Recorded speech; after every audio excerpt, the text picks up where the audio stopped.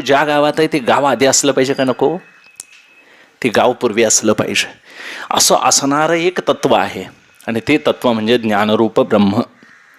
ते दिसणारं नाही, असणारं आहे, म्हणून त्याला अस्ति रूप असं म्हणतात.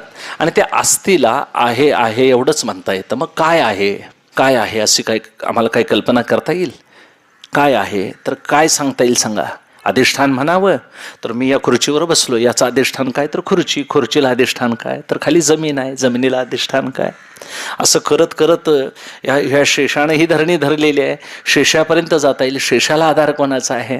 क्षीरसमुद्रात आहे. तर क्षीरसमुद्राच्याही खाली कुर्माचा पाठ आहे, कुर्मदेवाची. कुर्मानं हे सगळं धरलेलं आहे. त्याच्या खाली काय असं शोधत बसायचं का ब्रह्मच आहे म्हणायचं आणि गप्प निवंत बसायचं आम्ही? आपण असं समजून घ्यायचं, याचा अधिष्ठान शोधत बसायचं नाही.